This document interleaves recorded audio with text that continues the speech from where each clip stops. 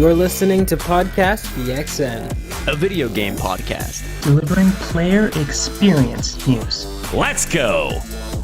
What's up, guys? Welcome to Podcast PXN, episode 158. I am one of your hosts, Daniel Prindle, aka Dan is DTM on Twitter, and I am joined over Discord by the Nintendo aficionado and artist extraordinaire, Roshan Warner, at Roro.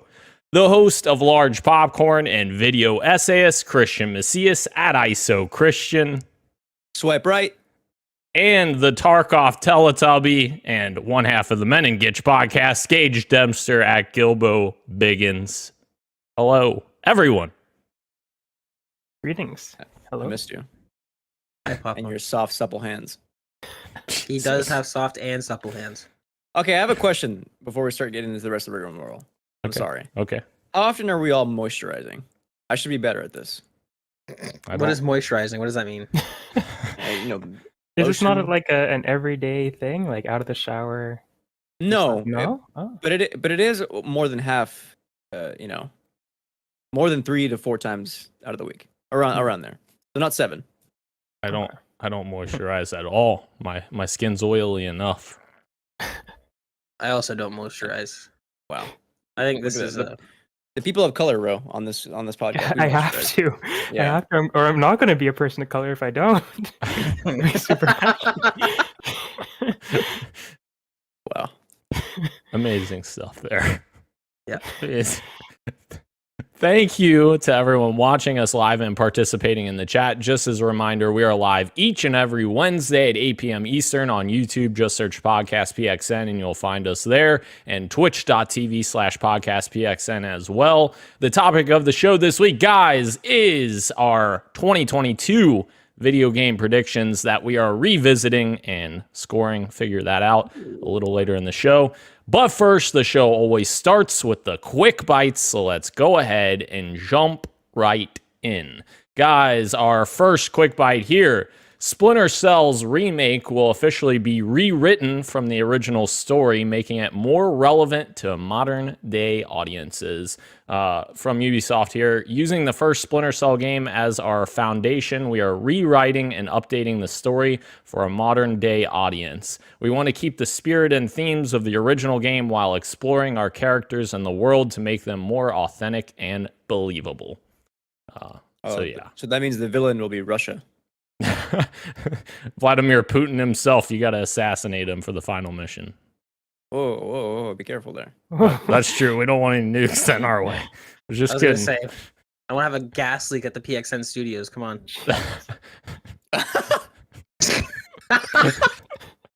Yeah, that's a new announcement for 158. We have PXN studios here. No. Yeah. Yep. It's in the metaverse. It is. I thought it was located at Prindle Farms. Ken, move on, please. I'm begging you. Moving on. Ninja Theory has officially confirmed they will not use AI to replace voice actors in video games after some speculation, including Hellblade. There was some speculation online because they were tied to a company that uses AI technology for voices called Altered AI. And apparently they clarified this and said that they basically just use this company to put in filler content until they actually record the voiced dialogue from voice actors. So we're not replacing any voice actors there. That's good. So like Ninja Theory is not a studio that I don't think would do that. Like Hellblade 1, they couldn't find a voice actress that like they liked more than the dev who like was doing the temporary stuff because they thought like she fit it so well. Like screw it, let's just go with her. So like cool confirmation. Yeah, I mean, what an awful thing. Okay, this is something that doesn't need to get replaced by machines, by the way. Like voice acting, like really? Like I know Disney just did something like that with James Earl Jones, where he signed off saying that he's going to allow AI to take over the role of Darth Vader using like archive dialogue. Like just recast. Like really, we have to go that far? Like we can't hire people just to do, I don't know. Between Matt Booty saying that he wants QA to be machines and now the idea of like voice acting, like really we can't just hire humans and employ them, and I don't know. Lame. Didn't Troy Baker support something like this a while ago before backpedaling on it? Yeah. After, yeah, I remember he saying like, we should do this, and everybody's like, no, we shouldn't, and he's like, oh, okay, and then he didn't do it. But I remember this was about to be a thing, and then everybody was like what Gage was saying, like just cast people like we've always been doing. Yeah. Yeah, that works pretty well. Let's just keep it going. Moving on from there, guys. I thought this was a cool interview, so I went ahead and put it in here. Max Hoberman, he's the CEO of Certain Affinity, had an interview with VentureBeat about what the future of Certain Affinity is looking like. They talked about what their biggest projects they're working on right now. Of course, one of those is Halo Infinite's mode that they're not talking about. He said they have over 100 people working on that, whatever it is, rumored BR.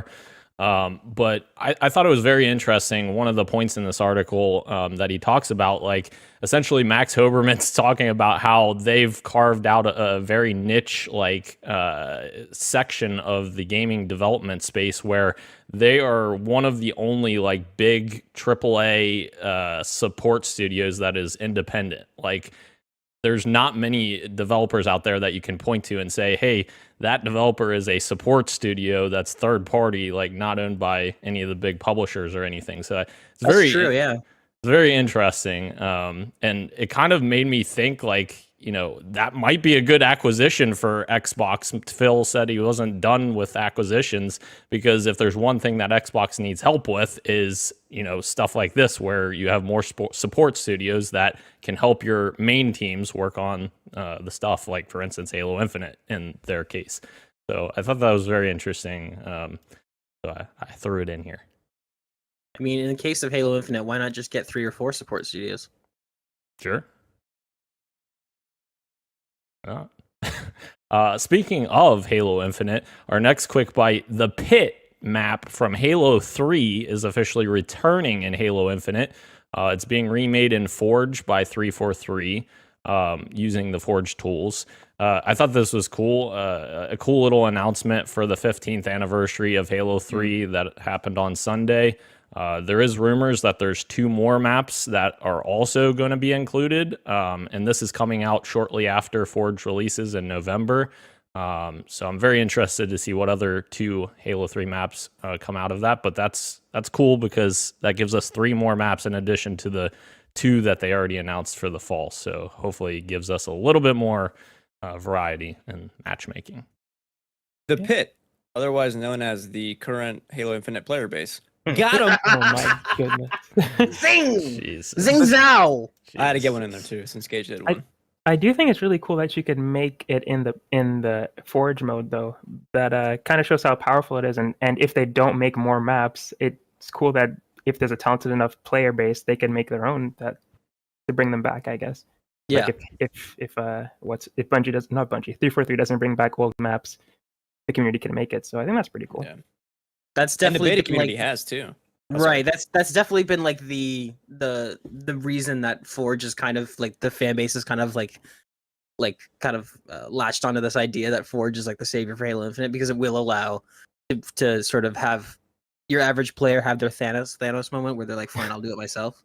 Like that's possible with Forge. You can do stuff like that. So yeah. Also, a quick little thing to throw out there. An ex Infinite dev actually tweeted just giving a little bit of insight, I guess, which is interesting. You can take from it what you will, but he said that he was looking at he was responding to a clip of Forge beta gameplay. He said that the Forge tools are better tools than they had to actually make the maps. So I think that just kind of goes to show how maybe broken Slipspace engine was when they were developing Infinite, but that's neither here nor there. I did see that comment, which made it's very interesting because in 343's last community post or community video they did, Michael Shore, who's the lead for Forge on Halo Infinite, he even said that he said something a little bit different where he was like, yeah, we pulled a lot of the tools from Slipspace into Forge. So like things that you couldn't do in Forge in the past, you can now do because they're taking tools like development tools and putting them in Forge, like scaling objects and stuff like that. So it is kind of interesting that he's saying that it's better, you know, tool sets in Forge than the actual development tool set. Yeah. But moving on from Halo here, Harvey Smith, guys, from Arkane, has officially revealed that there was a trio of pitched games that didn't get made, including Thief 4, a Blade Runner game, and a game based on the film Heat. Oh my god. What? Yeah. So, Christian, what are your thoughts? What, you're freaking out there? I mean, I don't know if I'm quite freaking out. 'Cause I don't know how well they would turn out. I also don't like Arkane stories very much, so this is kind of a whatever. Grain of salt with anything related to Blade Runner, with anything related to like any kind of adaptations going to video games from other kind of stories. But like, if it came out cool, that would have been awesome. I would have been, I don't know, like Heat inspired like more Grand Theft Auto based kind of like missions. I don't know how that would work as like a what kind of like a sim game. Right. It'd be interesting. I don't know. That's crazy though. A Blade Runner game. I'd be more into that than Heat, I think. I think it's cool that they were experimenting with these ideas. Like, I like that. That's like, even though like I agree with you, Christian, like I'm not sure that Arkane and Heat matches up even at all. Like, that sounds like an awful combination, like peanut butter and I don't know, tuna. But like that's cool. Like, I like the idea of studios having that sort of like idea or that sort of free space to kind of come up with these ideas and think, like, you know what I mean? Because we're in the age of, I mean, it's been said, we're in the age of remakes and sequels, right? So, I mean, yeah, it's kind of cool. Blade Runner game, I feel like probably would make more sense for them, but it's interesting that they're even toying around with the idea of making a Heat game. I don't know what that would even look like as a sim, but I right? Like, what, you pick up stacks of money and throw them at people? Like, what's the yeah? Take my money. Blade Runner would get more of the freedom of like, you know, sci-fi tech to do things with. So that would be more in line with what Arkane is kind if of. If Arkane made 2001: A Space Odyssey, that'd be nuts. Ooh, no, that would be a we cool don't need. game. We don't need. What? That would be sweet. Don't listen to Christian. He doesn't know what he's talking about. He doesn't even like film. They made Prey. You know, Prey was really cool. And Prey was better than 2001: A Space Odyssey, honestly. Well, fair. Moving on, I'm gonna need Ro or Christian to help me here because I have no idea what this is. Ooh, what do you weeb mean? stuff. Let's go. Oh, What? Dan? What? Dan? What happened? Papa? What? Hello? You just stopped talking. Near Automata Ver 1.1a anime teaser. I don't even know if I probably butchered that, so I don't know what this is, guys. Dan, let me tell you something, Dan. Let me tell you a little secret. It's all gibberish anyways, all right? It doesn't matter. well, Version. Okay, version. Yes. Okay. And Christian might be able to speak on it even better than I can. I'm excited for it, but I never beat Nier. I played it, but I never beat it. So I might watch this before I beat it, which might be the wrong way to do it. But I'm very excited for this. Aniplex, I think, is the one that's working on it, and they've done some pretty or published. I don't know if the studio is animating it, but I know they've worked on animes like Demon Slayer and Erase, and those have some really good animation. So that's exciting in of itself. That's going to be a pretty good quality stuff. But yeah, in terms of story and stuff like that, I know vaguely what to expect, but I haven't beat the game. So, Christian, how excited are you for this one? You gave a moan when you heard this. He's been petting the character while you did. First of all, let's not pretend it takes much to get a moan out of Christian, but continue. Dude. Yeah, this is hot, dude. I love Nier Automata. It's awesome. One of the best games of last generation for sure. The thing I'm gonna find most interesting is what makes Nier Automata so special is the way it tells its story. Like, it is very much a game that you have to play through. You know, people say that it has like too many endings. There's 3 you have to go through, but each time you play is different. So it's not like you're playing the same game. And like after the second ending, you realize you've only played half the game. Like it shifts completely, and that's part of what makes, again, Nier so special. I don't know how you do that in an anime format. And if you watch the teaser, like, it stops and then it loads and it's going into not 2B's perspective, but 9S. So I guess the way they have to tell is going to be what is most exciting for me. I don't know. Aniplex though, like I trust that studio to do it, so it's gonna be dope. And it also looks like they're remaking cutscenes like straight from the game into anime format. So Yeah, yeah, I'm all about it. Like a boss battle from the game, an early boss battle that I recognized that they were pulling from in the trailer of this. So I thought, it's like, that's shot kind of exactly how it is in the game. So that's pretty cool. Also, one of the opening cutscenes where 2B lands and the other thing of her sword. Yeah. God, you know, there's a trophy in this game. To upskirt 2B. Yep, I got that one. Wow, not even I got that one. You're not I going don't for the believe fun? that for a second. I promise you, I don't have it. You can look at my trophy list; it's public. Somebody pull the logs. You just refuse not to? Dan, look it up right now. Pull it up on the other monitor. All right, I'll go back to the normal now.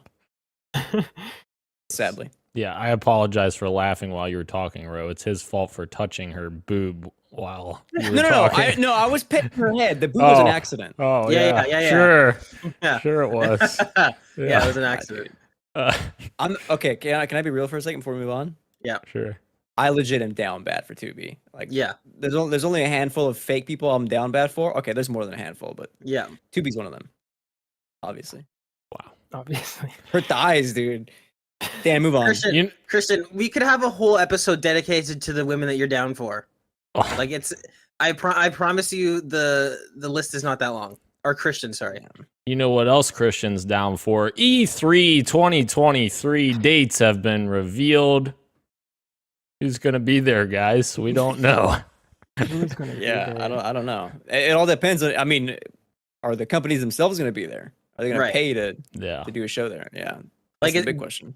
Good on them for announcing that they'll be back, but if nobody else is there at their convention, it doesn't really matter. It'll just be a bunch of sweaty people looking at each other, and that's it. Yeah. So we'll see. I hope it comes back. I hope it's successful, but I do too. After the past few years, I don't know if they can come back. And with Jeff was like just also saying like we're still doing Summer Games Fest. This is going to be a thing that we're going to keep doing. Right. And yeah, I hope they. I mean, competition is good, but at the same time, it's going to be hard to keep up with everything. Right. But it's like, dude, I miss E3 just being a weekend and just everything's there. It's so good because everything was there. So the worst part about Summer Game Fest is that it's spread out over 3 months. There's so many conferences to keep up with. Yep. Yeah, I think I mean because it was like this has been used plenty of times, but it was like nerd football, right? Like you get your buddies over, you throw the stream on, you watch it. I honestly think looking back at it, I think PlayStation pulling out of E3 was probably the beginning of the end because it like between PlayStation and Microsoft, those are probably the biggest draws for E3, right? So you already have one of them gone. EA decided to leave ship as well. I like I said, like I agree with you completely, Ro. I would love for this to come back and for us to get all of our news in one weekend again. I much prefer that, but man, like I don't see this working out too well for E3. That'll be an interesting thing to watch to see if Xbox comes back because Phil in the past has been very, supportive of them. But if they don't come back, then I don't see it being very. It's going to be what big. Ubisoft? Tune into E3 to watch Ubisoft. Yep, maybe not even them because they have their forwards now. So yeah, right. I don't know. June 13th through 16th. Go enjoy that. Can't wait. Maybe. Can't wait. Mark your calendars. Wait. All right. So the next that sounded like Dan. Anyway, sorry. Go ahead. Just go ahead. The next story is exclusively for Gage and Roshan. Apparently, the new The Last of Us HBO trailer has hit, and it looks fantastical. It looks really good. Can I start? Sure. Okay. Grandma Warner, if you're listening, just mute this for a couple seconds. I have never been erect so hard in my life. God. Like I can think back to moments in my life, and I don't know that anyone has topped this from watching this trailer. Oh my God, this looks so good. I cannot believe it. Oh my God, I don't even know where to start. You shouldn't have put this in the quick bites. First of all, that was a mistake. Second of all, yes. Oh my God, this looks so fucking good. So I did know it right away, but I didn't confirm it. First of all, the song choice, excellent. What a throwback. Hank Williams. Rashan, take it. I don't even know where to start. Just go ahead, Rashan. I don't know, it just looks so good. I feel like I'm just gonna repeat what you're saying too. It's like it looks so good, it looks so good. I've never been so wrecked, all that kind of stuff. But there's some shots in here like the skyscraper thing that I think we talked about as well. That just looks jaw-dropping, but it looks like it's like the same colors from the game. Like they nailed it, like the atmosphere and just everything. Palette, yeah. And there's a scene where Joel is like telling Ellie to like be quiet, and I think that's the museum part. But that like thing that he doesn't do that in the game. That's like from a trailer, like a CGI trailer that I feel like they pulled that scene from. It's just him saying shush, but I feel like it's such. I feel like they did this right. Like they did their research. They know what Joel does, and everything just looks so cool. And I think they're adding on some little things here and there. We were going back and forth whether this is going to be a 1-to-1, but I think Christian was able to confirm that it's not a 1-for-1 remake, and that they're going to be taking some creative liberties and doing some new stuff.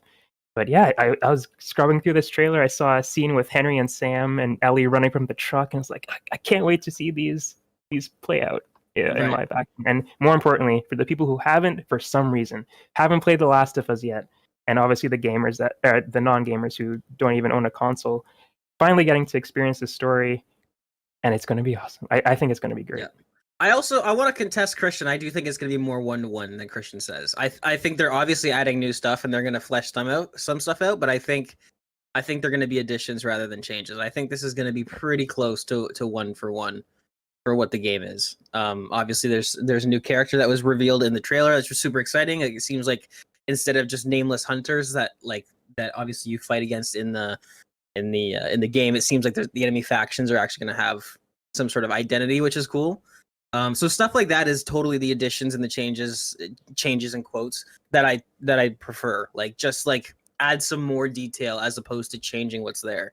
Yeah, like you mentioned the color palette and everything. Like, yeah, this trailer just screams attention to detail, and I don't think this would have happened if you didn't have a talented creative like Craig Mazin, who just happens to be good at making television.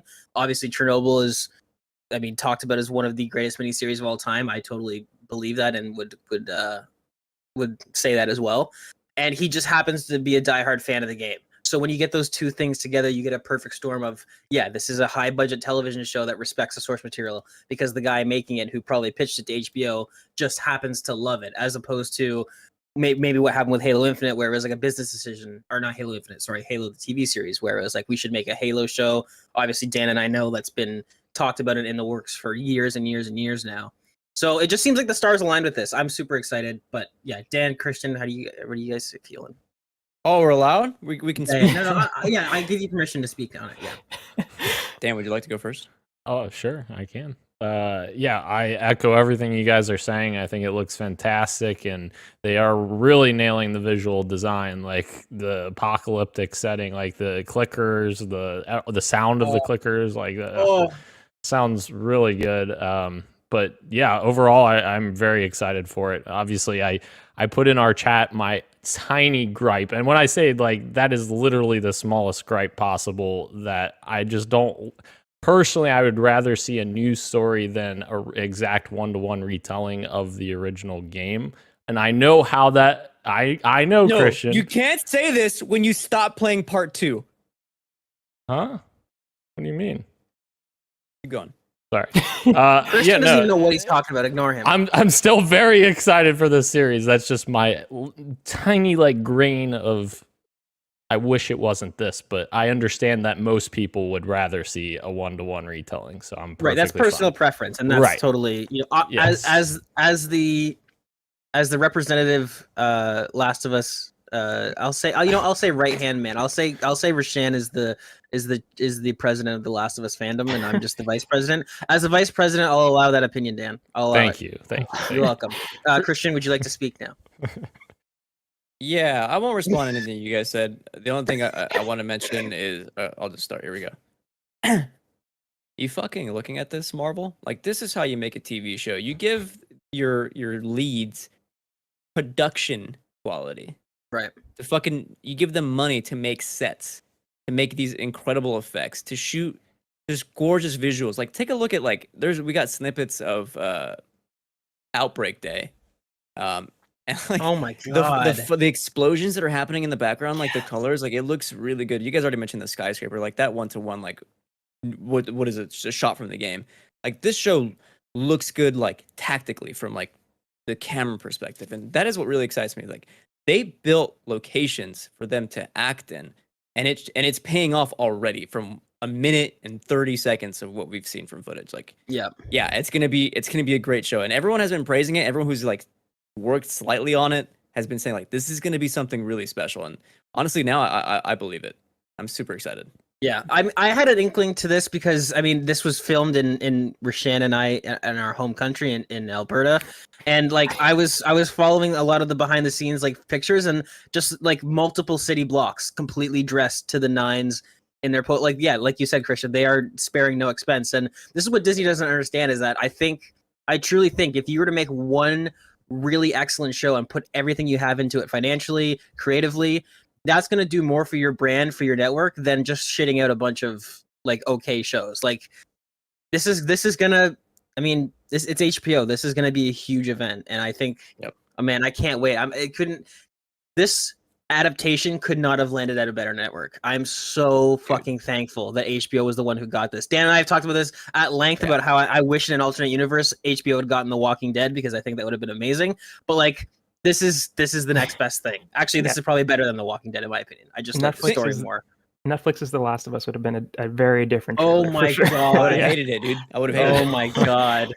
I just wanted to say one thing about what Christian was saying about Outbreak Day and stuff, and just kind of tying it back to the video game with like The Last of Us Part 1 being a thing and remaking that, and then seeing the facial reactions and the environment being upgraded and scenes being able to hit harder because of the upgrade. I feel like this is going to do something similar as well for certain scenes like the Outbreak Day thing, where maybe it won't hit harder, but I think it might have the chance to just strike a chord in a different way. Especially I was watching the trailer back and there was like when the gas station explodes in the first game, in this it looks like they're having like an airplane crash into the street, and I'm like, what are you doing? Like there's so many different things that they could add on to that particular moment that'll just add to the mayhem and the chaos that the game couldn't or decided not to in favor of other scenes. But I'm so excited.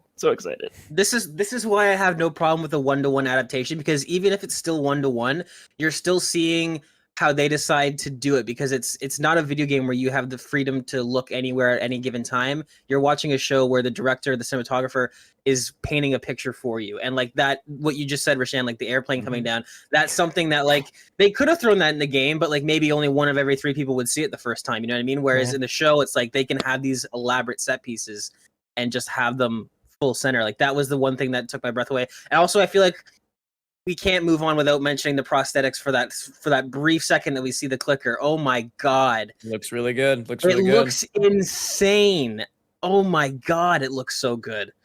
Like I stopped it and like I was watching it on 4K and I kind of zoomed in on my phone and all that stuff. Like you can see the fuzz from the fungus on like it's just nuts. It's absolutely nuts. Oh my god, I can't wait. I'm sorry. I have a few more things to say as well. Yes. At top of it all is like something Gage mentioned is like just think about all the people who have never even like who don't play video games, who are going to be talking to other people like, hey, have you checked this new HBO show out called The Last of Us? It's really fucking good. Like that is going to be really exciting to get like new fans on board like of the story of The Last of Us. I think that's awesome. Also including Left Behind stuff like with Riley in the actual storytelling, I think is fantastic. The last thing I want to mention that I mentioned in our private chat as well is I hope in some capacity Gustavo Santaoyala's music makes some kind of appearance. Like, it doesn't have to be scored all of it, but I would like maybe even a little like snippet of the theme here played here and there. Like I think for me, Gustavo is part of what makes The Last of Us so sublime, so S tier, and to not have it entirely would be a little bit of a miss for me. But like. I would just love it if something was there from him. I feel confident in saying HBO has this thing where they really respect theme songs. Like Dan and I are watching House of the Dragon. It uses the same theme song, which is very recognizable from Game of Thrones, even though it's a completely different, like it's a prequel series. and that was kind of surprising to me that they used the exact same music for the opening. So I feel pretty confident. I would bet my life savings that Gustavo's music will be the theme song, the intro. Oh, I really don't see it That going is any so other way. cool. I see the black background with the white names popping up, similar to the actual credits in the game where it's like the fungus growing and all that stuff. Like Right. I think that there's no way his music isn't the theme song, like the opening theme. Oh, he's title so credits. cool. Oh There's my no way God. it's not, in my opinion. I'm sorry, but because it's Dun, dun, dun, dun, yep. and then the show starts. That would be so sick. Oh my God. Yep. Also, love that. shout out to Storm Reed, amazing casting for Riley. This show, Yeah. like, my God, it's gonna be so good. I can't. Wait. I think I'm a wreck now. Yeah. No, that's what I was saying. You know, That's what I was saying. I couldn't smell anything because the blood flow in my body was so Oh my out of God. whack for the first time that I watched this trailer. I lost my sense of smell. That's how erect I was. You know, Christian, you said something that I found interesting that I didn't even think about that totally makes a lot more sense to me now.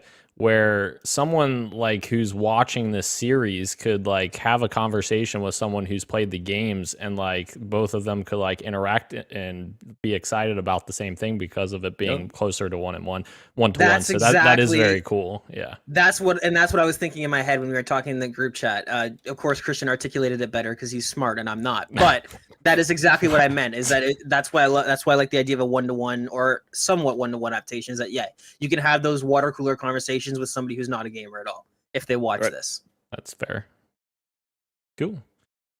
We're sorry. We should have made that a no, news topic. I should have Sorry. put that as news. That was my fault completely. You didn't even tweet about it. As the didn't. vice at the president, tweets. as the vice president of the Last of Us fandom, on behalf of the president of the Last of Us fandom, I say that we're not allowed to move on. We've used a lot of time. Here's the thing. My followers don't give a shit about what I think. So I Here's talk the to the thing. boys in the chat. That's who I care about. Anywho. Moving on to our quick bites here. 2K has pulled out of their agreement with People Can Fly for their next game. Well, I guess Take-Two, not 2K, but same company, I guess, their publisher. But it was Project Dagger that has been in development for 2 years, and very little was known about it besides it being a new action-adventure IP. Of course, they developed Outriders, which seemed to be somewhat successful. It launched into Game Pass as well. It does suck, I guess, for People Can Fly. Hopefully, maybe they can pitch it to a different publisher and someone will pick it up. But yeah. Big L on Take-Two's side. I mean, imagine being a studio of people, working on something that you're putting, 5 days a week into, and now it's like, oh, fun, we get to work on this and also worry about job security and if we're gonna be able to pay bills. Lame, really lame. And you know what? As much as Outriders wasn't for everyone, and I definitely think it's a very imperfect game. Like if I were to do review scores, I would probably put it in the 6.5 range. There was something there. Like People Can Fly is a very talented studio. Lame. Big L. Take-Two. Yeah, I hope somebody else is able to pick it up. Because that's like special. Just seeing all that work go away or never see the light of day is always sad for developers. I assume so. Yeah. It can kill a studio too. Like studios have died under much less severe circumstances. So, and People Can Fly has a really long history going all the way back to Gears of War, right? So, People Can Fly, I think, developed Gears of War Judgment, which was a solid game. So, Reach the Finals, guys, has gotten its first look, and it appears to be destructive. Christian, That's just the hashtag, bro. Huh? That's just the hashtag for the game. Reach the Finals. Reach the Finals. Is the game not called the Finals? Oh, it is Yeah, called it's the Finals. You're right.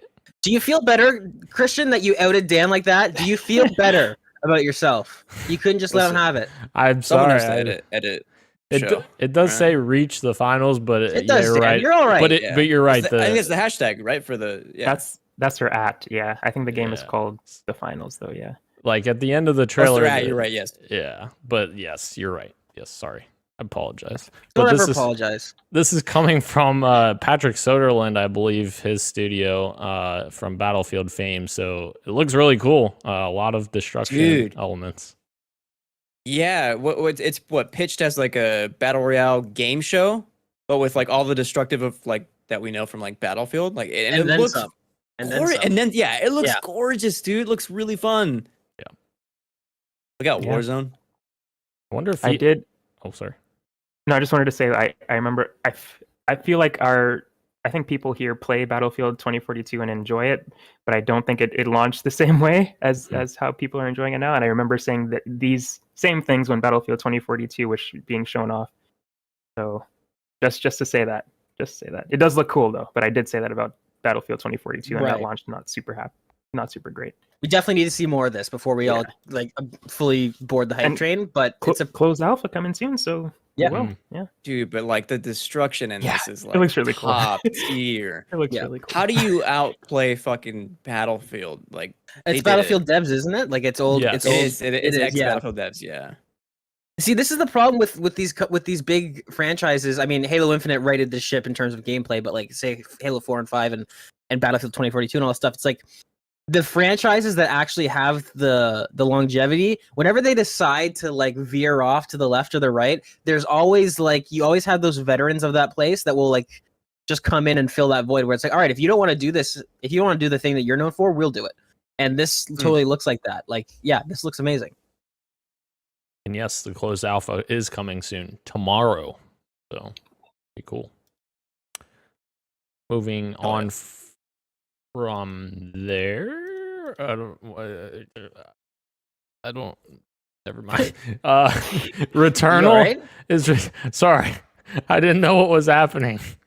I still don't know what's happening. Returnal is coming to PC? Question mark. Apparently, someone leaked the Returnal PC options menu. And it's showing off options such as ray trace shadows and reflections and DLSS. So get excited, Christian. Cool. You'll love it. Who wrote no, please no underneath there? Or is that for the next item? Yeah, that's the next item. I'm glad you asked, Christian. Are you ready to move on? Play Returnal. That's it. Okay. No. Yes, we're going into our next segment that's called No, please no. Sorry. Come on, read it out, Dan. Read out the actual headlines. Go. Yeah. Game Informer is getting some NFTs, and the thing that I found interesting is this wasn't tweeted from the Game Informer Twitter account. It was tweeted from the GameStop Twitter account. So clearly the people at GI may not really be backing this. Like, come on, GameStop. No, and they were outspoken. They were all quote tweeted saying, "Stop this shit." Yes. So, oh God, why? Stop using our logo, even though they're owned by them. But yeah. Right. Lame, and nobody likes NFTs. Well, if you don't like NFTs, Gage, then you ain't gonna like this next story, which is Brendan Green, the creator of PUBG, is making a metaverse-based game on NFTs and the blockchain. Why? All right. Of all infinite creativity and imagination, he couldn't think of a more interesting thing to make a video game than a metaverse or NFTs. Something we're missing, like us, the four of us. No. Rashan, They keep making these things. metaverses have existed for literally decades.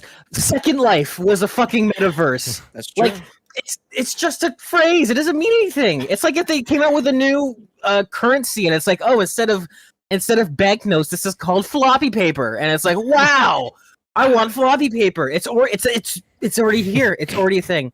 There's nothing new about this at all. It makes you want to spit. Dan's gonna give him $50. I want to point it. Well, no. I'm actually going to point this out just now. I haven't been talking about this, but a few weeks ago, I started my path of trying to sell my NFT fucking founders pass for Midnight Society because I was like, I'm done supporting this shit. I don't want it anymore. Yeah. So I'm like, I'll just sell it and get my money back, Dan. whatever. Do you know how fucking stupid and difficult it is to sell an NFT? It's fucking. I can imagine. It's absurd. I've literally worked on this for 3 weeks, and I'm still no closer than what I was 3 weeks ago. There's literally 100 steps you have to do to get this to fucking transfer it. It's just.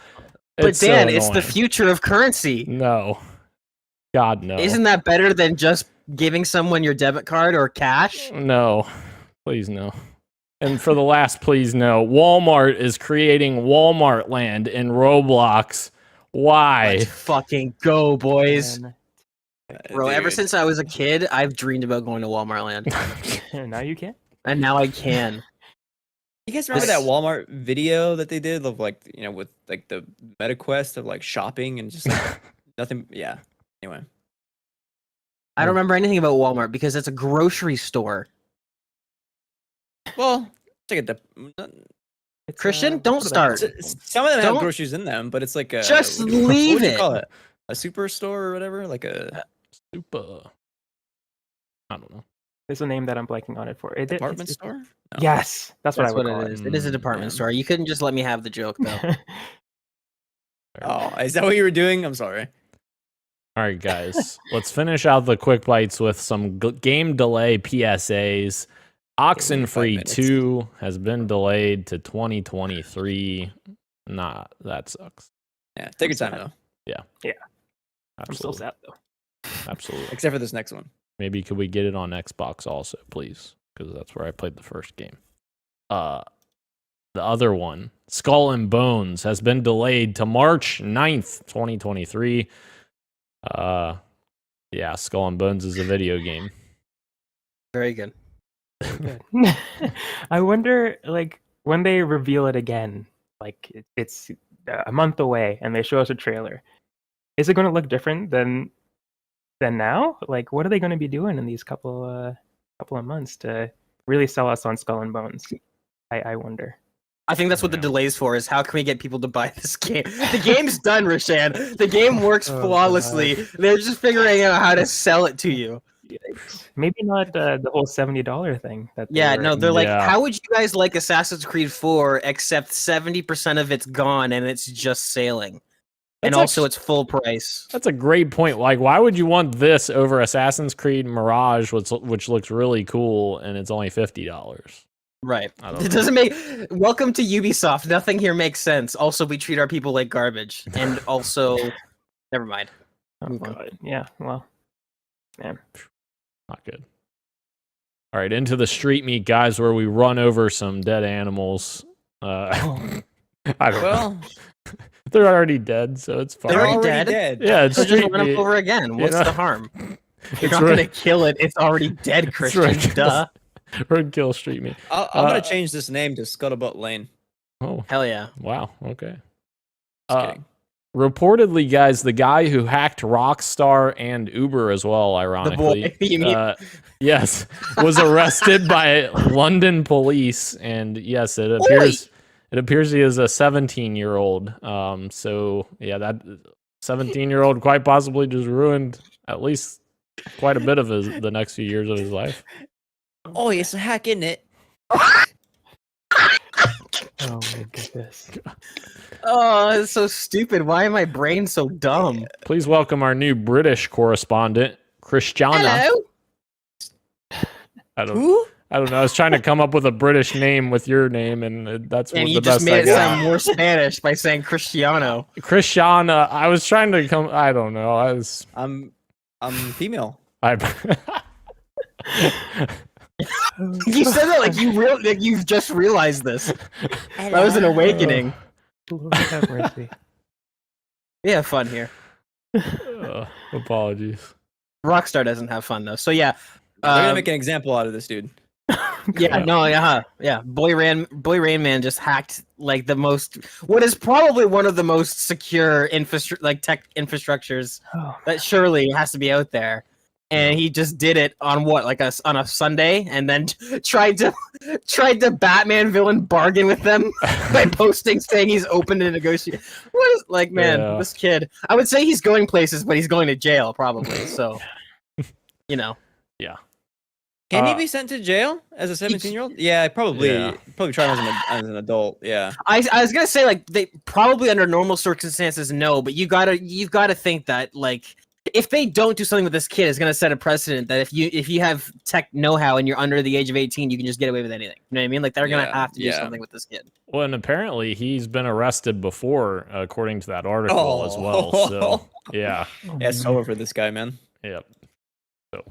Also on the back of that, I also want to throw this in here from Insider Gaming IG on Twitter. They put a really cool thread together of a bunch of game developers, which we talked about a couple of them last week, but like a ton of game developers that posted early looks at all of their games, basically making fun of the people that are saying like graphics come first. Like, no, graphics don't come first. And these are experience or, beloved games that you love that show that graphics don't come first. So I thought that was really cool to kind of see all of those games like early on in development.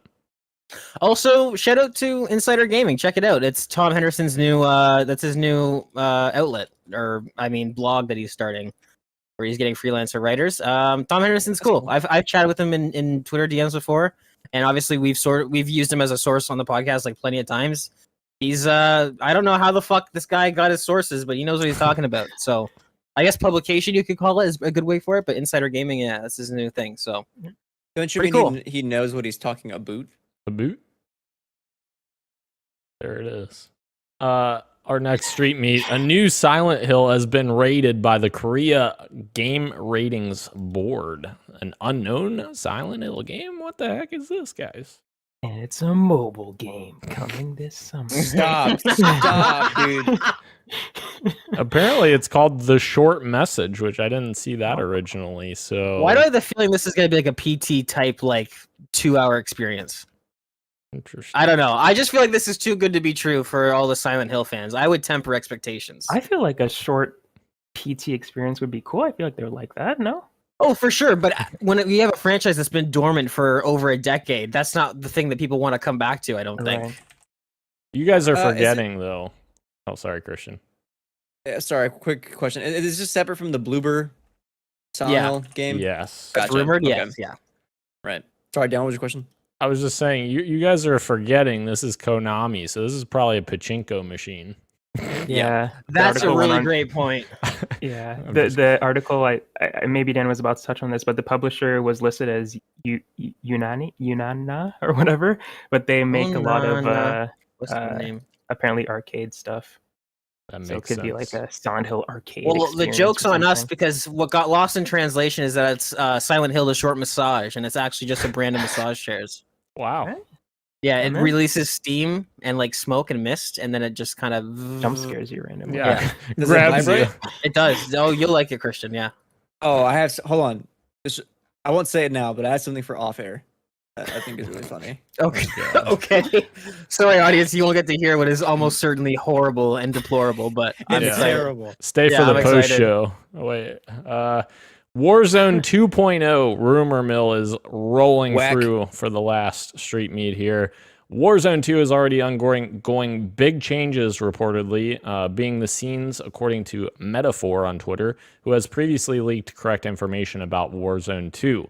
Number one, AI is no longer everywhere on the map. AI is only in strongholds. Loadouts and perks are returning, and looting UI that we originally saw has been scrapped. Now, if this is all true, I am very confused as to why, and I don't know if previous Call of Duty Battle Royales had this because I didn't play them a ton, but why would you have loadouts in a Battle Royale game? I don't. They did have it in the first one, and it ruined it. Did, It absolutely okay. ruined Yeah. it because you can just call it in, and now you've got your meta M4 build that Gotcha. just dominates everyone. Yeah, it's stupid. Yeah, It's dumb. That was I mean, it was cool at first. Like it felt different, and then you quickly realize that every person that you're playing against is just chasing whatever is the current meta, and it just completely ruined, in my opinion. I don't go that harsh, but like it made the game not as fun anymore. I think part of what makes Battle Royale so fun and like exciting is the fact that like you have to like loot for stuff, and like there is meta that way. Like this is the best gun in the game. This is the best attachments. If you can find it, and that would lead to like you had to actively loot and go out and get that stuff. Right. And it's not just calling in your care packet or your loadout and getting it, and then just like, all right, we're gonna try to set up for end game and just like freaking laser people because I have the best gun in the game right now with all the best attachments because I have all the Exactly. time to grind my weapons. It's frustrating. What's doubly frustrating for me is that like we did not even get to try Warzone 2.0 before this change happened. If this is true, like Right. it was just the fucking people who went to Call of Duty Next, the streamers who complained, who are complaining about everything in Modern Warfare 2, right? Calling it like not as good, and like, why can't we try it as well? Why can't we make a decision after like public release? It's frustrating, dude. It is, because you know what, Call of Duty doesn't sell 20 copies every year, 20 to streamers. It sells millions to the fans. And the rumor, like, so Tom Henderson had spilled the beans on what originally Warzone 2.0 was going to be, and now obviously it seems like they're reverting these changes. But like this, first of all, AI all over the map, that kind of sounds cool to me, especially in a battle royale, because like we were playing the beta, and I mean, spoilers for what you got for me, slight spoilers, but like it kind of it allows it to feel a bit more casual, because you have that sort of like those feeder enemies in between the big battles when you run into people. So I feel like that would have been interesting in a battle royale. And then also in terms of loadouts, originally loadouts were still going to be back, but the only way you could get them was going to these strongholds, and you'd have to fight these like really high level armored enemies that would be like really difficult and really challenging. So you'd have to go to these strongholds to fight them, to kill them all, and then you'd be rewarded by getting a loadout. But now it seems like they're just bringing back loadouts, and it's like Christian said, like, cool, I'm glad that none of us got to experience that, and you've all just decided based on 20 people who are gonna shit on your game 4 weeks after it's out anyways. So what's Dude, like, what is the difference between Warzone 1 and Warzone 2 now, aside from like a map Nothing. and some small changes? Like, that is Right. super disappointing. And that's like, I don't think that's going to be good for like the longevity of Warzone. This is going to be like a 2-year game, dude. Like, No. Explain to me, what's the point of the AI on the map then? Because like Halo 5 and Warzone had AI on the map, but like when you killed the AI, it contributed to your score to finish, like to win the match. So like, how does that work for Warzone? So AI wasn't in Warzone 1, so it's hard to Okay. tell. Like we have no idea, right? But now that's being scaled back. So whatever. I wish I knew. Maybe it would have been like if there's like a scrap mechanic for crafting, or if there's like who knows? We have no idea. But whatever it was going to be, it seems like it's being scaled back now. Like I said, strongholds is going to be a thing, so there's going to be like points of interest around the map where there's high level AI, like that maybe take more bullets to kill, that are a bit bullet spongy, that would reward you with certain things like your loadout. Like, oh cool, I get to go to this place, it's going to be a high traffic area, it's going to be really tough to kill these AI, and my reward is my loadout. Whereas now that's just kind of like, seems like, no, you just get your loadout if you get a loadout drop or something like that. So Gotcha. Yeah. Big bummers. Yep. Big L, but it's Activision. We can only expect so much. Moving in to our PXN news of the week, guys. Xbox has launched Project Amplify in order to support Black youth and interested in gaming industry careers. So I'm reading from Xbox Wire or news.xbox.com. It used to be called Xbox. Oh, it is Xbox Wire. Sorry. So they've wrote here, gaming is a leading form of entertainment, but to date, only 2% of professionals in the video game industry are Black, compared to 13% of the US population. In partnership with members of the Black communities at Xbox, Xbox is looking to up-level that statistic. That's a terrible like pun or whatever they're doing there with the up-level. That statistic, and close this gap by promoting pipelines for Black people and youth across the gaming industry. Introducing Project Amplify, a video series that aims to magnify Black voices within Xbox to inspire, educate, and motivate youth across the United States to aspire towards careers in the gaming industry through real-life storytelling from Black leaders and employees across the Xbox ecosystem. Project Amplify features 14 Black employees from Xbox as they share advice, insights into their current roles, and highlights from their time within the gaming industry. This video series is meant to educate youth on the diversity of roles within the gaming industry while highlighting some of the Black people who are working in those roles daily. On behalf of the Black communities at Xbox, co-leads shared their personal stories in the video series of their journey into the gaming industry, inclusive of, and there's quite a few, no, there's only 2 here. I'll read them. Growing up, I didn't have much of a vision for what my career would be. I decided to go to college because I thought it was a way to get a good job and escape poverty. But even as a freshman computer science major, I still had a very shallow knowledge of the opportunities that the tech industry presented me. Throughout my college experience and with internships, I learned more about how big the world is, how many companies, careers, and pathways exist for you to find or create a job that you love. I want more people to know that they have options. Nothing is impossible or out of reach for them, and encourage those to start chasing their passions early.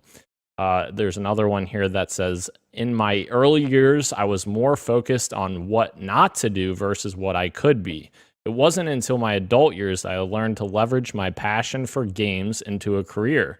I am now incredibly thankful to be celebrating 10 plus years in my dream career, and I hope Project Amplify inspires people to dream and take action toward their own goals. As my coaches and mentors would say, play to win instead of playing to not lose. That came from James Lewis, Senior Business Development Manager. And also to launch this initiative, Xbox is partnering with the 2022 Revolt Summit and AT&T for a 2-day event to reach students and gaming enthusiasts through on-site industry panels and networking opportunities with members of the Black communities at Xbox. And there's a bunch of resources here. Definitely recommend checking out if you are interested. So yeah, this is a really cool initiative that Xbox is starting here. Can I just say, when he said that he thought he needs to go to college to try and escape poverty, I feel that. Yes. Cool. As someone who got a master's to try to escape poverty. And then you just get in more debt. And I'm not exactly. It's all a game. It's all a game. I think this is really cool as a Black person. I don't know if you guys knew this about me, but wait. I do think this is really cool. As I'm going into animation, but there's people that are Black who see specific jobs and think, oh, there's not people in there, I can't do it. And there's people who are Black who's like, I'm going to do it because it doesn't matter. What does it matter that I'm Black? I could do whatever I want to do. It shouldn't be a problem. But there are people who look at certain positions and are like, I don't belong there because I don't see people that look like me there. So it's always good to see roles that you want to occupied by people that look like you. So obviously what the people say often, not diversity, is inclusion or something like that. There's a specific sentence that people say, and I agree. Inclusion, just like, it just helps everybody at the end of the day. But yeah, it's always good to see people that look like you in jobs that you want to be a part of. Video games is one that you don't see. It's definitely gotten better. I think I have seen a lot more people of color in front-facing roles and stuff. But yeah, it's cool to see, and I'm glad they turned off the comments on the YouTube channel. I was about to check, it's like, how bad is the comment section on this one? But they turned it off, so that's good, because no doubt it would have been awful. Yep. But yeah, yeah, this is cool though. Good stuff. I am not Black, but however, you're not. Wait. As a fellow person of color, I think, first of all, I think forefronting, just in general, people of color is always a net positive, because for the exact reasons Ro mentioned, is to, like, if this is targeted for youth, this is fantastic, because, like, they look at people who look like themselves and be like, oh, I can do this stuff too. And that is, like, fundamental for, like, kids to see and like aspire to do something, right? That they didn't maybe know they couldn't do. For me, what I think is really cool is this very last paragraph, that part of Project Amplify is going to have, like, an actual in-person event beyond just videos, where they're, like, going to reach out to actual students. And I think what would be doubly awesome is that if Project Amplify continued to evolve into some kind of, like, maybe like internship, I mean, maybe if that's too much, like some kind of mentorship program, or like even just like a week-long kind of camp where they, young kids can get their hands and see what, like, day-to-day life and see what the industry kind of looks like. I think that would be awesome. But it's a fantastic first step. Yeah.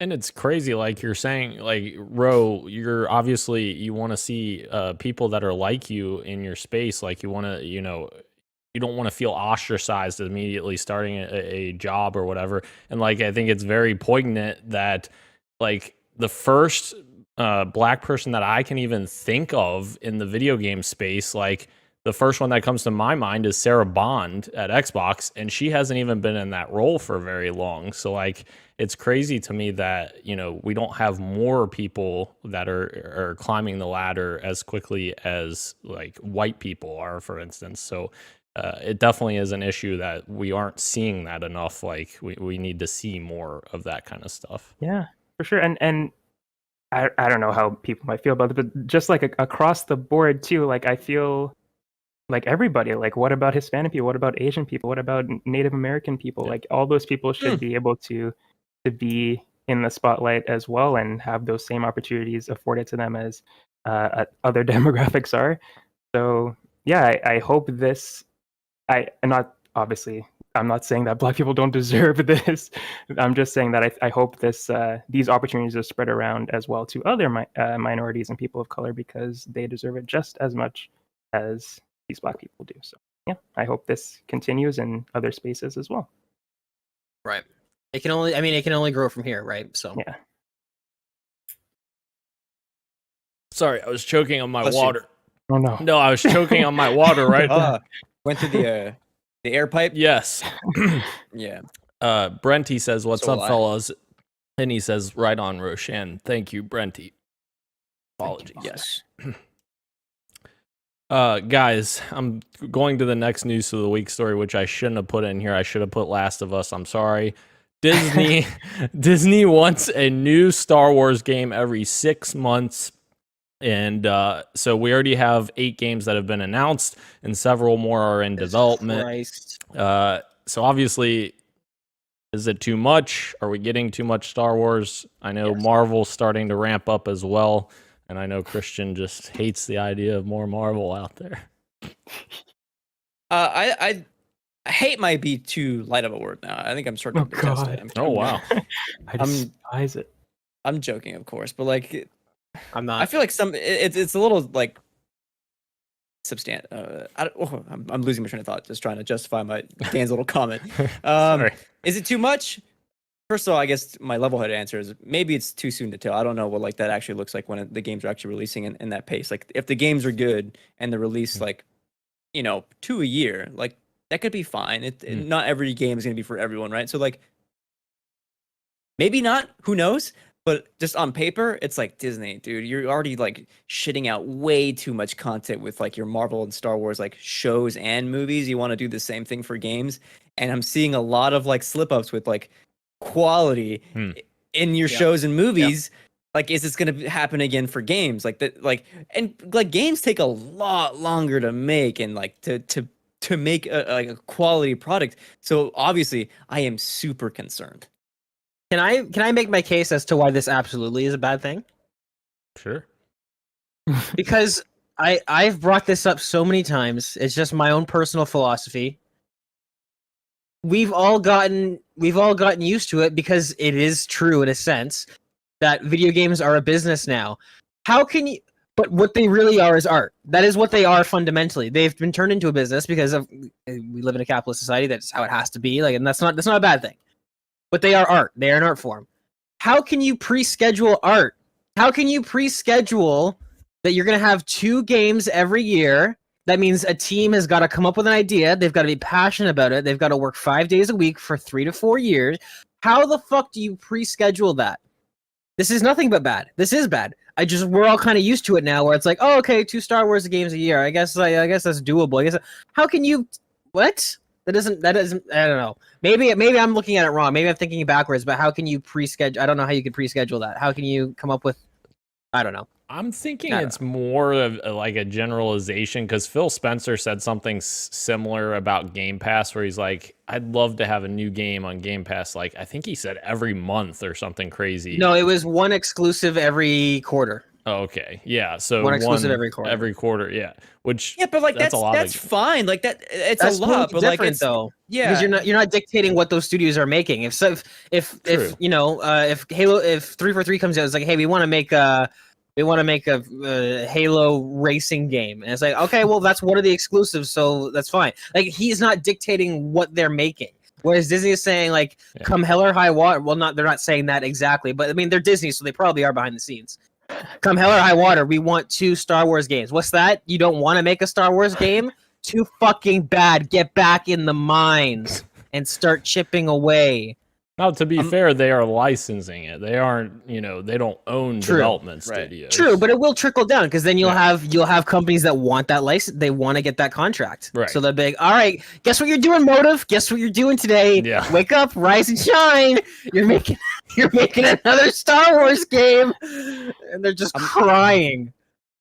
I'm gonna be a hater again. Oh God. Like, I think it's depressing, dude, that are like everywhere, like all our art forms are revolving around the same like 3 fucking properties continuously and endlessly. Like I mean, one, it makes like quality stories outside of them like really stand out, and I'm so happy for them. But like when like so much of it is like the same thing over and over again, I just don't care anymore. I just don't. I'm sorry. I'm really disappointed. I'm kind of disappointed in us as a human race too, because I remember like 2015, 2016, there was a lot of talk about like, oh, don't worry, superhero movies will die out. It'll be like spaghetti westerns. They had their time, and then but it's like, I can't believe we're still in the Marvel phase. It seems like we haven't reached the peak yet. It seems like we're just getting more and more and more. It's like, are we really, as a species, we're not tired of this genre yet? And like Star Wars as well. Like we're not just gonna like. It really pains me to say this because, again, these things like movies, video games, these are art and people work hard on them. But like, it's getting to the point now where I'm just wanting like 3 Marvel movies to bomb back to back. I'm wanting them to fail at the box office so that they'll just stop making them. And those resources can go somewhere else. Because here's the thing, though. But this is, and you say, wow, it sounds harsh because it does. I mean, it is harsh, I guess. But Disney's not going to fold up shop if Marvel stops doing things. They'll just start putting that money into other things. So like, if we all stop watching Marvel movies, then maybe they'll be like, all right, well, let's try this thing. Let's try. I don't know. I'm with Christian. I'm so fucking over it. I'm so over it. But what if I love the Marvel thing? Dan, I don't care what you love.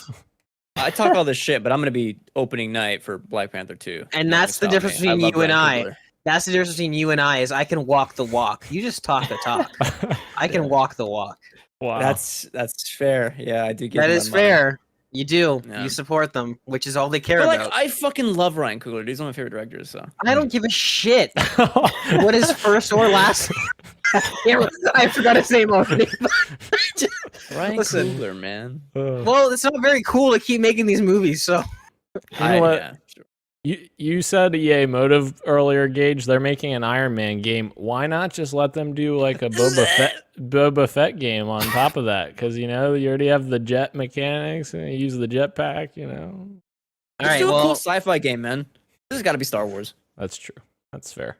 Yeah, Star Wars sells. Because as soon as you make a Star Wars, that you have new toys. You have exactly. You already have implications though. Like if they make a Star Wars game, okay, it's not rated M. It's gonna be some fucking bullshit. Like there's already implications where it's like, okay, just if you want to make a movie, a video game about Mandalorians, just make it that, but not Star Wars, and then you can actually take some creative liberties with it. You can have tits in it. I want tits. Oh, you heard it. That is the first place you went to. Yeah. Well, I mean, no, not tits. I didn't mean that. I meant. Wow. All right, someone play this back and put it on Twitter. Moving on. Don't clip this. to our fantasy draft. My girlfriend will find it and I'll be in danger. Don't exactly. Clip this. Do it. Clip it. Do it. I'm Palpatine right now. Do it. Do it. Right. Do it now. Do it now.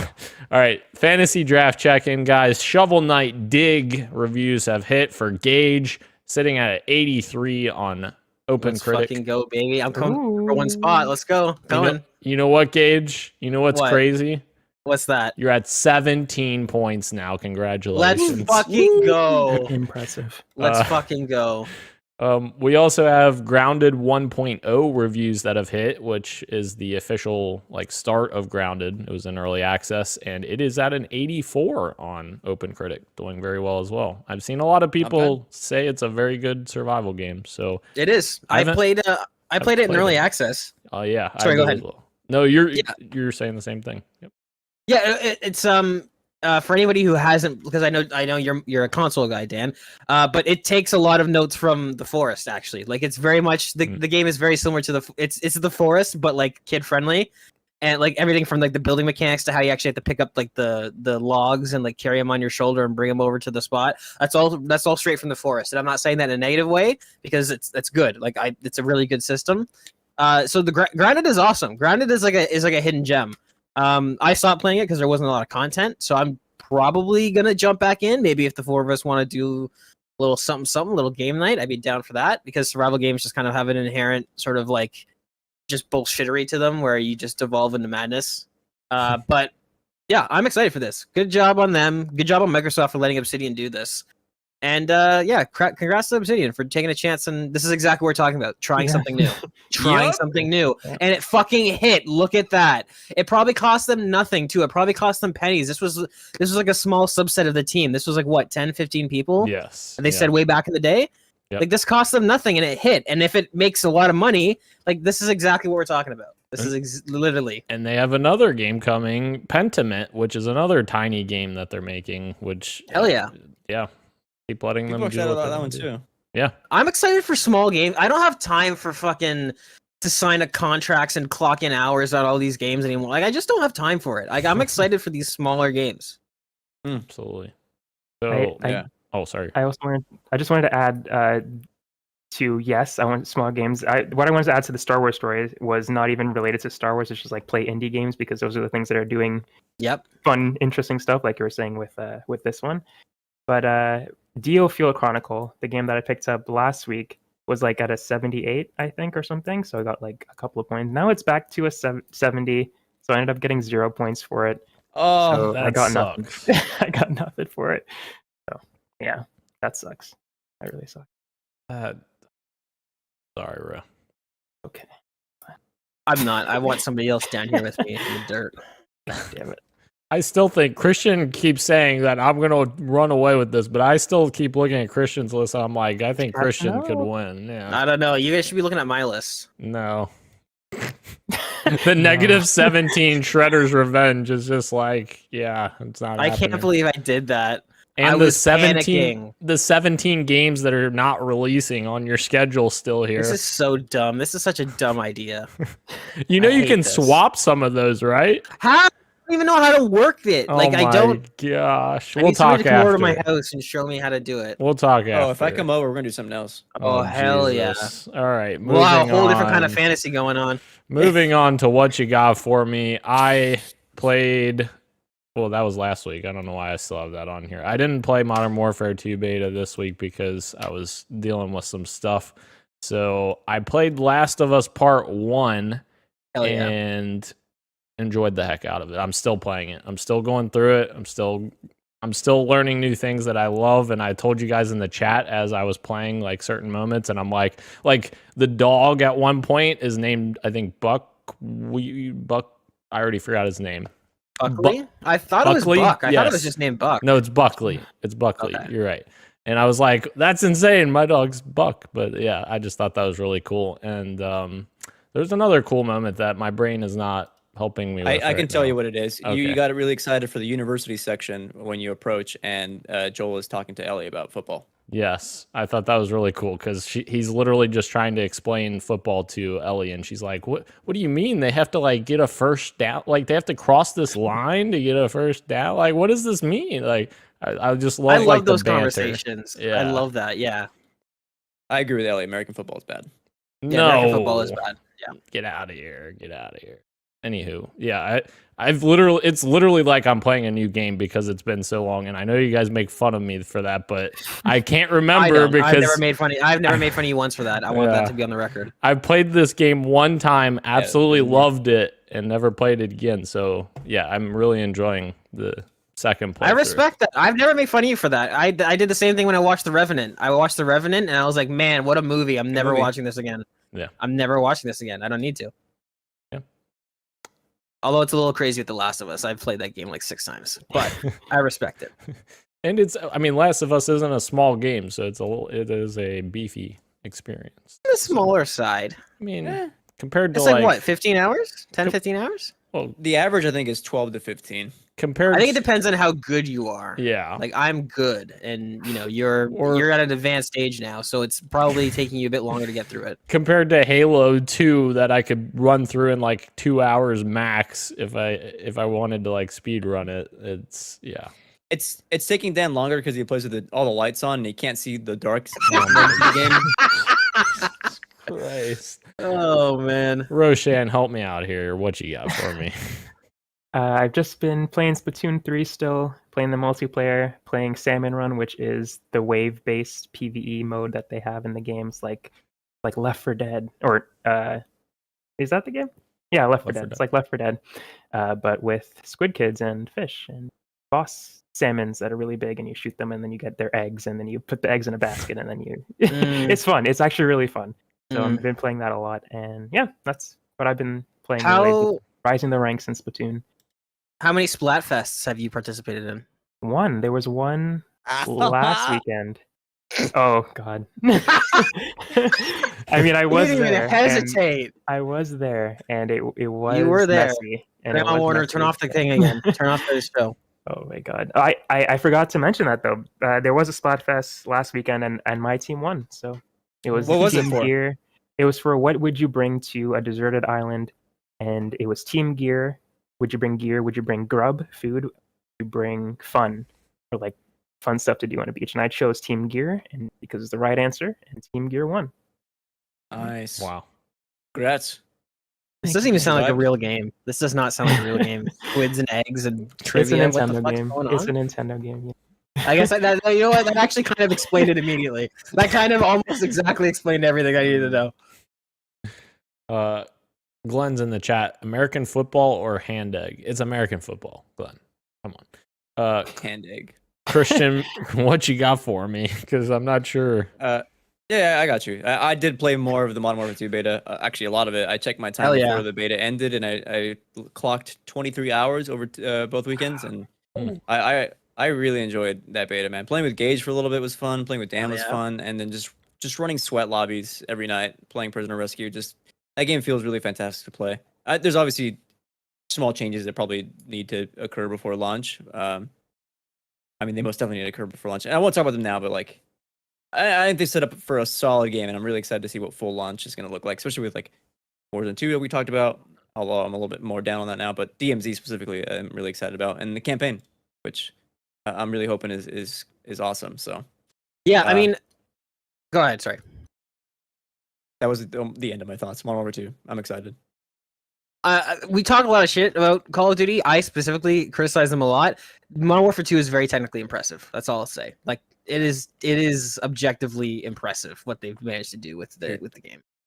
Ground War is insane, dude. Like that game does, like that moment, it does feel like Battlefield, especially with like the helicopters and stuff. They made a cool game. They made a cool game. Yep. I also have been playing. I spent $50 on a new game. It came out like a couple years ago, and it finally launched on PS5, the 1.0 release. And I kind of regret it, but I'm still vibing with it, and I'm still playing it every night. And that is Session Skate Sim.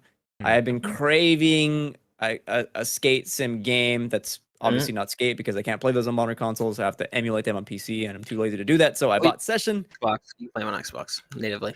Oh man, I don't have an Xbox, sadly. I need the discs, I think, though. Right? Nope. I play Skate 3 all the time. I boot it up and play it. Fuck. 60 frames per second, not with the FPS That boost. sounds incredible. Anyway, I've been playing Session, and it's not as good as Skate. Nowhere near as good.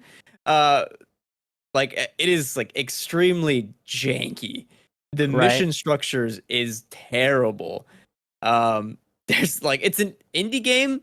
And there's like it needs a lot of polish. Right. But my God. Because like Session is like use both sticks, like each one is a separate foot. Oh God. that learning curve has been awesome. Like just doing very tiny lines, like of like ollieing up a curb, going up like a little like hill, and like shoveting off that, gaining speed and ollieing up a like force there, and then like going down a grind. The grinding, which is so hard, but like has been so satisfying to learn. Like that is where I'm finding the fun. Is it's like they nailed for the most part like the feel and physics of skating, where it's like just the most mundane stuff. Like it makes it feel like Skate is even more of an arcade game, and that was like a sim game when that came out. So it's been fun. So session, okay game. That sounds like way too much sim for me. It's a hard pass. Well, if that sounds like too much sim for you, Gage, then what you got for me? What do I got for you? I don't know why I bought it. I bought Far Cry 6. I couldn't tell you why. I think it was on sale on Epic Game Store, and I was like, whatever. Fucking whatever. And it's fine. It's fine. It's more Far Cry. What is interesting about it, and I wrote this in there, you guys fucking deleted it. I put it in there for myself to remind myself. Wait, what? But Far Cry 6 is the only game in the history of video games to make me get motion sickness. Do you want to know why that is? Why? Because it's Ubisoft and they don't optimize their games. So there's an FOV slider in the game, which is lovely. Dan criticizes me and makes fun of me for it. I'm a madman. I like to crank my FOV to like 110, 120 sometimes. So be it. Hell so yeah. I crank my FOV to 110. That's usually my default. And the FOV will jump back to 70 when you ride a horse, swim in the water, get in a car, which is a Far Cry game. You do those things very often. Climbing ladders. So constantly, especially if you're doing outposts and you're getting in and out of cars or jumping on horses, your FOV is shifting in and out and in and out and in and out. Wow. And it made me sick. And I was like, I'm still playing the game, but I have to play it in a way, like I have to actively think about that. Like, okay, I'm going to get on the horse and ride all the way there, and then I'll just leave it and I'll just do the rest on foot. It's super lame, especially because this game has been out for what, a year now? Yeah, the Game of the Year edition is coming out soon. Yeah, fucking Game of the Year, my ass. Anyways, it's the only game in the world that's made me sick. I can play fucking Dying Light with camera shake on all the way, no problem. But like this shit, which is just poor optimization, makes me want to vomit, literally. So there's that, which is super unfortunate. But the game's fine. It's more Far Cry. Some of the systems are interesting, like the new inventory system I kind of like. They kind of moved away from the RPG stuff a little bit, but it still kind of is in its own way. Like they've just kind of masked it, which is unfortunate because again, like we say, try new ideas. Ubisoft is also really bad for that. They are and they aren't, in the way that like they have all these different franchises that you think they're different games, but really they're all the same. And then what else have I jumped into? Oh, I am replaying what is my favorite racing game of all time, Midnight Club Los Angeles. And the game, So good. dude, this game, if nothing else, is just like, it shows you how Rockstar, specifically Rockstar San Diego, is just like one of those Naughty Dog type studios where it's like, this game, I'm playing it, and I promise you, if you've not played Midnight Club LA, it probably has equal, if not better, customization than the most recent Need for Speed game. The cars handle pretty similar to the most recent Need for Speed game, and the game came out in 2008. This just goes to show you how talented Rockstar is. Now it's unfortunate because they've only done like Red Dead and GTA since then, which I mean, unfortunate. Like it's like those are amazing games, but like if they were to switch and do genre games, they also do those really well. Which is just crazy to think about because we don't think about, like, they haven't done Bully in a long time. They haven't done Midnight Club since, like I said, LA is the most recent one, and that came out in 2008. This game is fucking amazing. The vinyl editor is like intuitive and like laid out better than modern racing games like Forza and Need for Speed. Like I said, the customization, every car has got like 5 or 6 different bumpers to choose from, no matter what car you pick. Like it's just a better racing game than most racing games nowadays. And it's crazy to me that the game came out in 2008. So highly recommend if you're looking for a new racing game to play, since we're kind of in like this dead spot. I mean, Forza Horizon's still around, but it's not very arcadey. It's kind of simmy. And I mean, Need for Speed is Horizon?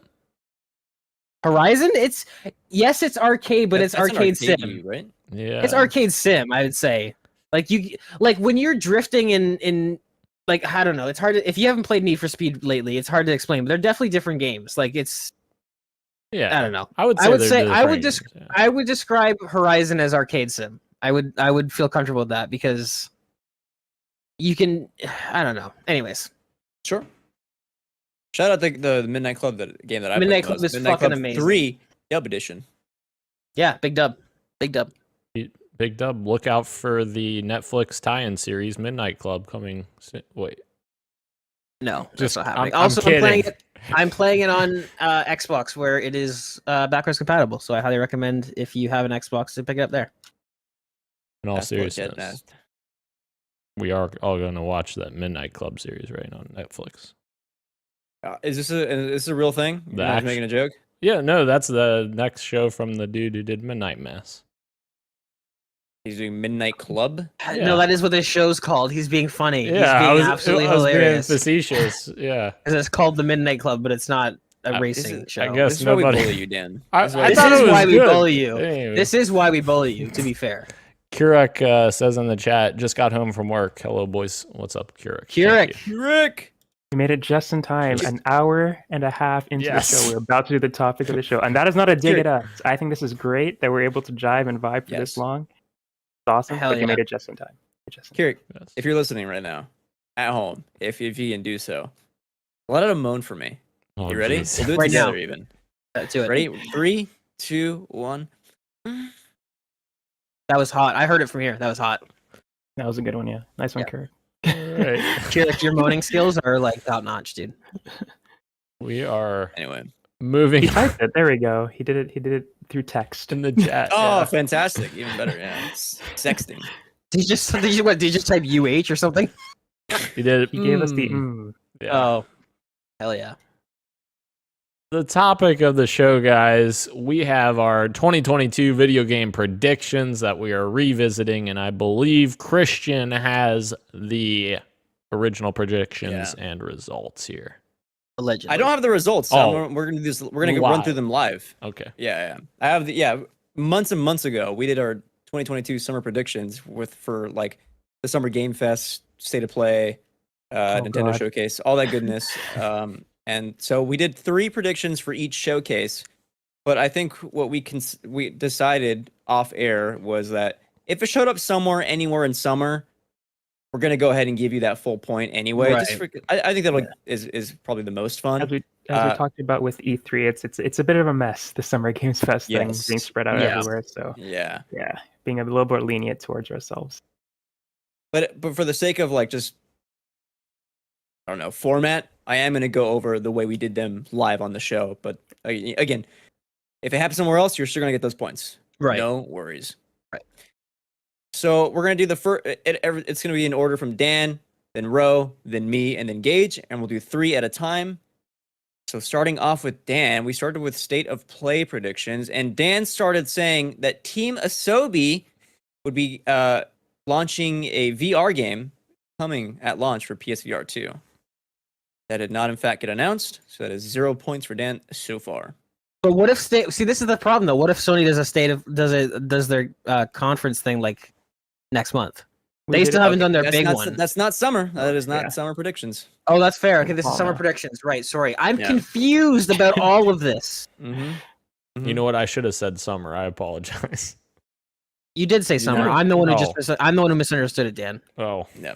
I know you're used to being wrong, but you're right. It's okay. So 0 points for Dan so far. However, he did say that Final Fantasy VII Remake 2 gets a trailer and is slated for 2023. And that did, in fact, happen at a Sony State of Play. It is not called Remake 2, but it is called Rebirth. Still, that is 1 whopping point for Daniel so far. Well done. Thank Last but certainly not least, Dan said that Sony would acquire From Software. And no, that did not. Not yet. Not yet. Yeah. They Not did yet, raise yeah. their. Not yet. What did they do? It's They raised happening. their stake They in the did. company? Yeah. Wait, shouldn't that give me like 0.111? However Don't much give their Dan any stake is. Anyway. Ro, Yes, sir. you started saying that we're going to get a sequel to Helldivers. As far as I know, that did not happen anywhere this Oh, summer. where is Not that yet. game? Where is that? It's in the NVIDIA leaks. It's in the NVIDIA leak, so it's coming. Better. You also said that both Teenage Mutant Ninja Turtles and Oxenfree 2 are getting release dates. This gets a little tricky because that did happen.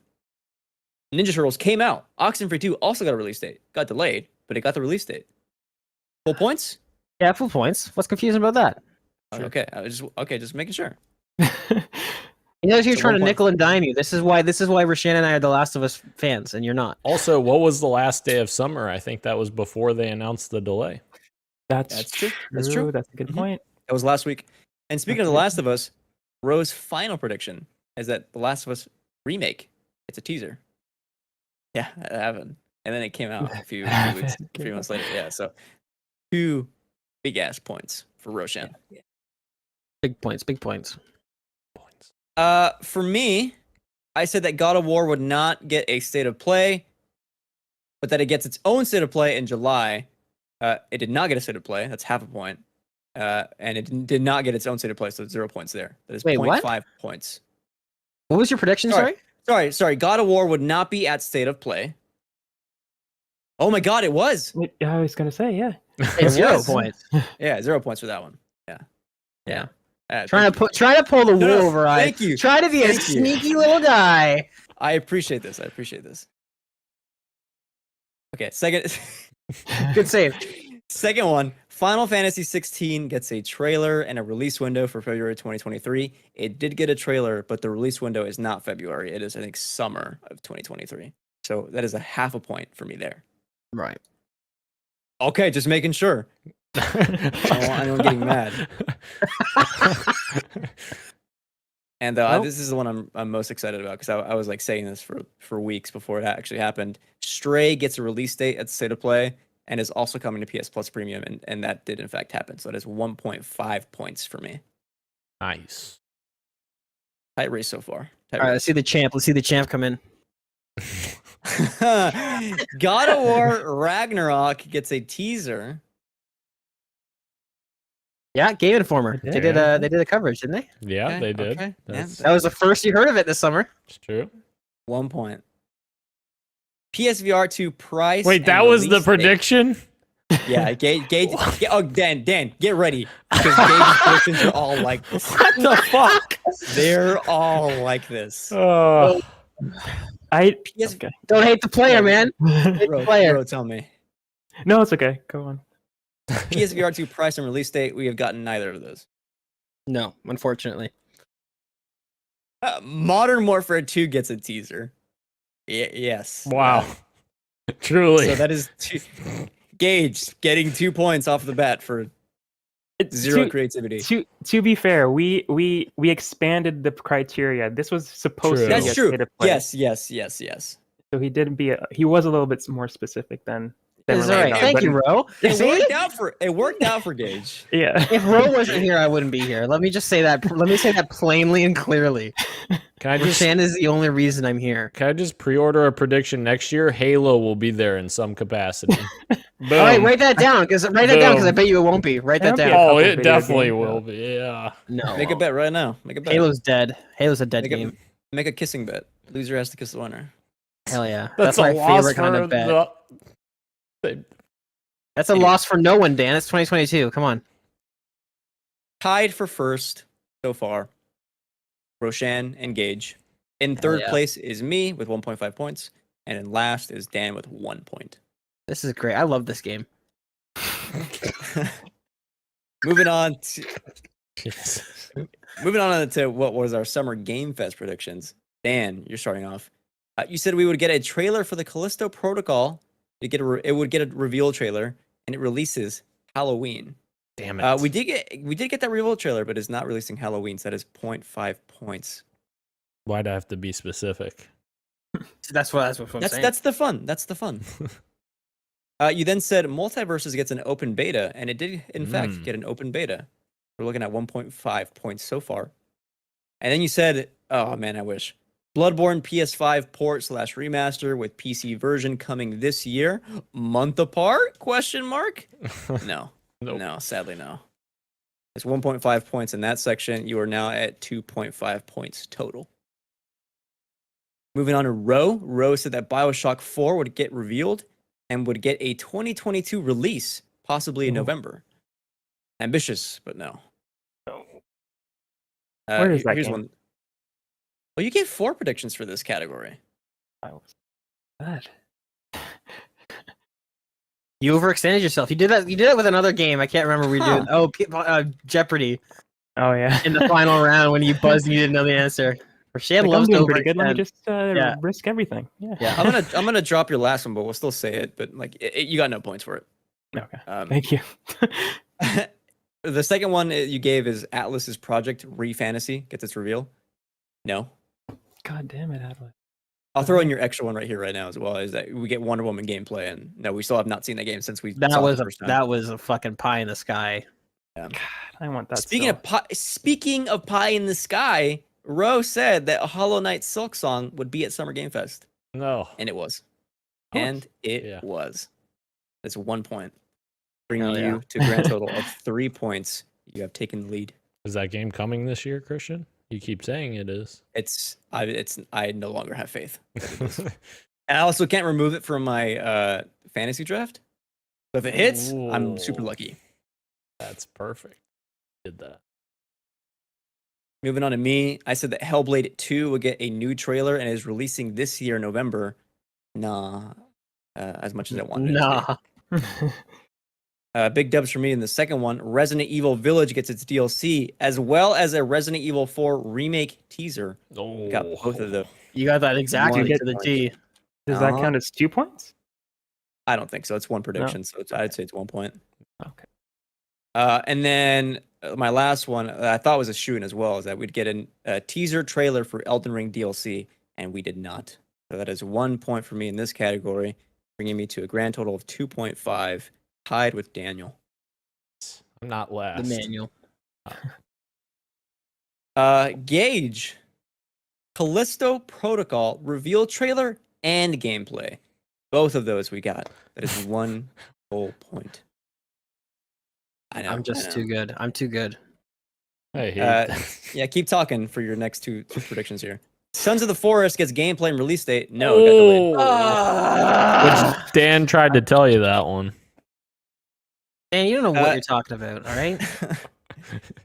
Here's an interesting one. The Expanse gameplay trailer and release date. Actually, that's not interesting. Never mind, because we didn't get a gameplay happened. trailer. Yeah, we did. Didn't we? Yeah. Yeah, we got I don't it. think it was actual gameplay though, was it? Yeah, it was. Yes, we did. Yeah. We well, did. I guess it depends on what you consider gameplay. It's a but Telltale I game. would That not is, ca- I would that not is call- gameplay. That's gameplay. It's Here in we go, a month engine. ago. It's in engine, but I don't remember if there was any like gameplay mechanics, like walking I around. think there that. was. I think there was, yeah. There was. Okay, I couldn't remember. Because there was Okay. a teaser of it at one event, and then there was an actual like minute long Yes. trailer at another thing. I think. I personally, I would not call this a gameplay trailer. However, Gage, I am on the Telltale Games YouTube channel, and they titled it "The Expanse: A Telltale Series First Gameplay Trailer." Absolutely. Luckily for you, I guess you're gonna get it. Release I date am though? gonna I get don't it. think it got. I don't think it got that. No, I get a 0.5 for that. So I'll admit when I'm 0.5. wrong. It's very rare, but I'll admit when I'm wrong. Oh, jeez. That is 0.5 or 1.5 points for you in this category. What the heck, Keurig? Dan is in last place, and all is good with the world. Come on, Keurig. Let's go, Keurig, Hell dude. yeah. Fuck, Hell I yeah. love Keurig, man. He's the only reason I do this podcast. He's the only reason I'm here is because of Keurig. Tied in last are me and Dan with 2.5 points. Hell In yeah. second place is Ro with 3, and in first place is Gage with 3.5. I couldn't do without you, Keurig. Let's move on to our Xbox/Bethesda category. What we gave. Dan said that Fable Collection and Gears Collection will be announced and is releasing this fall. Get hype, everyone! For nothing, because it didn't happen. Bummer. Yeah. Do you think that's still a possibility, Dan? Like in the future, is that like I think so, I because still they were rumored, at least one of them, because they were both rumored pretty heavily. So maybe. Inshallah soon. Dan also said we'd get a new Wolfenstein game, and it is a sequel to New Colossus. No, it did not happen. Lastly, despite all rumors, Certain Affinity Halo project closes the show, and it's a battle royale. Now we have still 0 details on that, so that is 0 points for Dan. Rip. I said, no, this is Ro. I'm sorry, Ro. Contraband gameplay trailer. Oh, I wish. No. Nope. I wish. Hold on. I have to check something here for this next one. The more I think about the contraband stuff, like the leaks coming out of it, I'm not sure if I'm gonna like it because it sounds like it's like more of a car combat game. Is that true? That's the vibes I'm getting. That's unfortunate. Yeah. Like, it sounds like they're taking what they did with Mad Max, their game there, and like making it even more car based than that was. I was thinking like GTA Online Heist, except it's the whole thing's built around that. You can kind of choose how you want to do things. If it's vehicle focused, that's going to be really disappointing. I really hope they don't do that. Yeah. You remember what was that PS5 game with the cars that launched? Yeah, Destruction All Stars. Destruction All Stars. Yeah. Yeah. That didn't go very well. I lied to myself. I was like, this game is fun, and I realized I played it like twice, and I was like, I'm good. This next one is interesting. Rose said that Yakuza Like a Dragon sequel is revealed. Didn't they reveal 10 of them? Oh, I'm sorry. They revealed a lot of them. One was a remake. The other one is a game that takes place in between 6 and 7 or 5 and 6, one of those. I just remembered. Yeah, Like a Dragon also got Yakuza 8 or Like a Dragon 8. That is revealed. Yeah, that is a point. They literally changed the name of the franchise. Yeah. Like a Dragon. Yeah. I mean, that makes sense. Bro. That makes so much sense when you think about it, because it's like you really did name your video game series after a real crime family that like is still active and commits crimes on a regular basis. Oh, really? I didn't even realize that. Well, no, that's not true, because the Yakuza? No, it's the name in Japanese means like a dragon. But then when they released it in the West, they changed the name to Yakuza. So in the West it is, but not in Japan. Okay, so the point still stands though, because that's what you're branding it in the West. I guess. It's okay. Blame Bandai Namco. I don't know. Yeah. So wait, that means that the game was titled Like a Dragon: Like a Dragon? No, it would just Like a Dragon. No. But originally when it was called Yakuza Like a Dragon. Yeah, what was that game? That's its name in the West. No, the game in the East, it's just Like a Dragon. No. But in the West, it was called Yakuza Like a Dragon, and you just said Yakuza translates to Like a Dragon. No, Yakuza does not translate to Like a Dragon. RGG. I forget what like the full thing is. So then we're back to it being a crime family, and they probably shouldn't have called it Yakuza, which was my original point. Ryuga Gotaku. Translate is the developer and is also the name of the series, and that translates to Like a Dragon, which is the name of the game. Okay. So then Gage's first point still stands then. Yeah, my first point still stands. Correct. God, let's move on. It's all right. Kira, can you just let him know in the chat? Thank you. Bro also said 1 versus 100 returns. Did not return. Rumored for freaking ever now. Where is it? That is 1 point in this section for Ro, giving you a grand total of 4 points. Moving on to me, I said that we would get a new trailer for Indiana Jones game. It'd be a cinematic trailer. No, I thought that it was a shoo-in. I then said that the Coalition would reveal its next game, and it is not Gear 6. Did not happen either. I then said that Hideo Kojima is here, closes the show with Overdose and his third party. He was here at somewhere else, didn't do Overdose, and it doesn't matter about the third party thing. I would just give you point 3. Just give you a point whatever, so you can go ahead of me, Christian. That's fine. Just take the 0.5. Oh, okay. If you say say less. I video that kid. Anyway. And lastly, Gage in this section. State of Decay 3 gameplay, no release date. Don't think that happened. No, it didn't. It didn't. And I tried to tell Gage on that one, and he did I don't not. want to hear it. I don't want to listen to your negativity, Dan. I try to look to the bright side. Forza Horizon 5 DLC trailer releasing this holiday. You fucked yourself there. I did. I only get a half point. Yeah. Half point. Lastly, Game Pass Family Plan details and launching this holiday. None of that is like confirmed on official like showcases. It just happened off thing and in a different country. Well, okay, but it happened officially in another country. Yes. Was not any showcase. Did my predict? Oh, you're right. Yeah, I guess you're right. All right, I'll concede. That's really cool though. That's happening though. A really Okay, good, so good price too. 0.5 points for you in this section, giving you 4 points total. Let's look at the scores now. Dan is in last with 2.5 points. I am in third with 3 points. Ro and Gage tied for first with 4 points. Hell yeah, dream team, baby. You guys started with the lead and just held it the entire time. I think that Ro should take the win on this one because we both know, or all three of us It's not know, even over yet. that Gage shoot in these easy predictions. You're upset because you don't know the game industry as well as I do. I understand, Whoa, Dan. If wait a I minute. started a video game podcast I and said then brought Ro. somebody in on it who was smarter Wait. than I was, I would also be upset. I said Ro. Don't get me wrong. I said Ro should win. I didn't say I shouldn't be in last. I'm still in last place regardless. No. But you're saying I shouldn't win because I am a prophet and know what's going to happen. And Jesus. I get it, Dan. That's right. I can't wait for you to hear Gage's predictions for the Nintendo stuff. Oh, It is Jesus. so I dumb. remember those. It's I remember so those. dumb.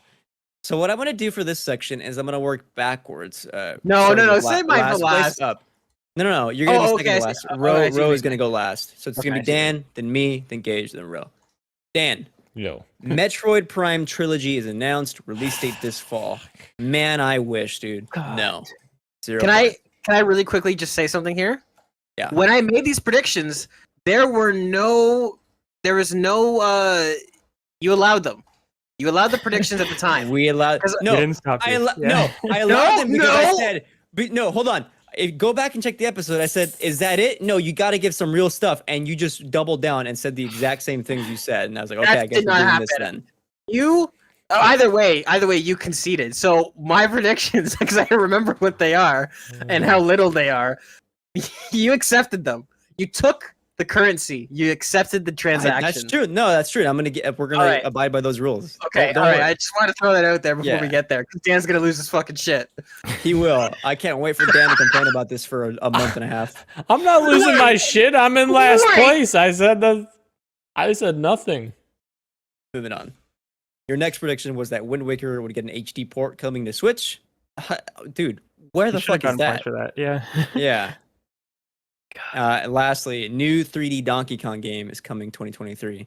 I think, well, it could be, but it wasn't any showcase. So you close out with 2.5 points for summer showcase predictions. Last Awful. place, Awful. Daniel. Yep. Fourth place. Awful. All is right with the world, right, Kirik? Anyway, Hell yeah, Kirak. moving on to me. I said that Hollow Knight Silk Song would be here and get a release date for 2022. You're itching No for that Silk Song. No, 2022, but Hollow Knight Silk Song was there. 0.5 points. Or in summer, is what I'm saying. One of these showcases. Right. Breath of the Wild 2 trailer with title reveal and launch window Nice. 2023. You got All of that happened. 1 point. And then lastly, new 3D Mario game holiday 2022. That did not happen at all. So that is 1.5 points for me in this section, bringing me to 4.5 points total. I am now in the lead, and very quickly it's going to go away. Let's With move on to Gage's Gage. predictions. Yes, he's gonna take over. I'm going to read. He gave 4, and I'm going to read them from bottom up. Can you read them He said- verbatim? Exactly as Yep. they're. Yep. Okay, verbatim then. Then I'll go top down then. He said, Zelda, Metroid, Party Chat, Switch 2. And then I said, no, you got to give real stuff. And then he just said the same thing again. Zelda, Metroid, Party Chat, Switch 2. Zelda happened? Luckily for us, only one of those happened. That is Zelda. That is not lucky for us. What is that? Zelda? Like, what the fuck does that even mean? That's Zelda. Hold on, Ro. Oh. Hold on. So Gage is now in the lead with 5 points. Let's see what Roshan's got. Oh no! I don't remember. He's getting excited. It means that Roshan's gonna win. I'm gonna work backwards. Mario Odyssey 2. No. Another Metroid Prime 4 teaser. No. You really thought. You really thought. Bayonetta 3 release date. Yes. That brings Ro to a grand total of 5 points, which means in last is Dan with 2.5. In third is me with 4.5. And tied for first is Ro and Gage. You share the win this time. Yeah. Although I'm inclined to give it to Ro. Yes, no, you're not inclined. No, I agree. You're not inclined to do shit. We are the co-founders of The Last of Us. What was it called? Fan base. You're the president, and I'm the vice president of the Last of Us fan base. We share this win. Well, you know what? I'm surprised I didn't say Fire Emblem was announced. I forgot my Nintendo predictions. But I'm glad I said Bayo. Thank God. Yeah. If you are a fan of those predictions, then stay tuned for sometime at the end of December, because we also gave our open critic predictions on one of the shows a couple weeks ago, and I took notes on that. Although Gage decided to just not give any for some. Wait, what? Was I not there for that episode? You were there because I have you written down. You just decided just not to give any. Also, Dan didn't give one either for one of them. Oh, for what? Which one? We could still add those. You could just ask after. For what? Let's do it right now. Let's see what I'm missing. Gage, you're missing a few. Just I think 2. Of course, they have to be games that haven't come out yet, I guess. They all have not come out yet. Okay. So I'm missing 2. Dan, give your open critic prediction for Sonic Frontiers right now. Ooh. I'm gonna say 77. Gage. 69. Nice. I love it. That's genuine. That's not a bit. That's a genuine. Oh, I'm missing one for Ro. This could have been. I remember I was hosting that show too, and this could have just been me not adding, and you guys just going with the flow. So that's probably on me. But you did not care about this game, Modern Warfare 2. That's probably why. Okay, I'm gonna say it gets a 83. That's a solid bet. I'm gonna say you're not far off from what we predicted, Ro. Nice. Gage, I am missing. Give me your prediction for Pokemon Scarlet and Violet. Oh, fuck off! Who gives a shit? It's gonna... He probably said that verbatim. Roll back the clip. roll it back. What's the game called again? Scarlet and Violet. Scarlet and Violet. Fuck's sakes. Are they 2 separate games or are they the same game? They're 2 separate games. Okay, so I'm gonna say. But we just did one. We just did one number. So. Whatever. Oh, okay. I don't know. If people eat that shit up, I'll say 72. People eat this shit up. Let me give a low answer. I mean, relatively, it's still 70. Yeah, no, it's fine. And I'm missing one last one for you, Gage, and you did not give one for Callisto Protocol. Oh, so that's surprising. Callisto Protocol, I'm gonna say 88. There you have it, folks. A sneak peek at some of the games that we'll be going over open critic predictions. Oh, yeah, Ro. This is completely off topic, but Kirk in the chat said, I'm actually quite upset about the new Breath of the Wild is not called Breath of the Wild 2. I just wanted to gauge everybody else's opinions on this. Is Tears of the Kingdom not the dopest subtitle ever? Am I crazy? I like it. We don't know plot details. Like there's like speculation about like time travel. That could very much not be Link. It could be like I am still like kind of down on like this is like not the Link from Breath of the Wild. It's a different Link. Right. Like we have no idea like what that could actually be. So I think Tears of the Kingdom is pretty dope. Has Nintendo ever used numbers for sequels for Zelda? Not for Zelda. Yeah. No, that's true. Yeah. Can I? Okay, I'm curious if Christian thinks this is based or not, because you can go either way. Would Tears of a Kingdom not be a better subtitle? Like phonetically, The Kingdom sounds cool. Yeah. phonetically, grammar. You know what I mean? Like Tears of a Kingdom rather than Tears of the Kingdom. No, this way I can say TOTK. Okay, well then I guess that. All right, well, Kirik, how do I feel about Zelda? I don't give a shit. I don't give a shit about Zelda. Just the title. Just the title. Dumb. Unless they bring it to PC, in which case I'll play the shit out of it. But until they do that dumb game for dumb people, unless it comes to PC. Eric says it's a good name, but it doesn't feel like it connected to the first one. I was just always under the impression it would be a new one. And that's the thing. I don't think it's a direct sequel to Breath of the Wild. Like usually Nintendo does, like it'll be like the last time they did this was like what, Majora's Mask and Ocarina of Time. Like sure, that's the same person, but like technically that's different timelines. Like in Majora's Mask, Link failed, so it's like, you know what I mean? It's different. We don't know what's going on in Tears of the Kingdom. Sorry, I just had to bring that up after I saw it. Tears of the Kingdom is awesome. It is pretty cool. I actually like that it did not do Breath of the Wild 2. That'd be kind of be like doing Skyrim 2, in my opinion. I don't even know the franchise, but Very true. There we have it. There we have it. There we have it. Guys. That was a good show. What a great show. That's true. And thank you to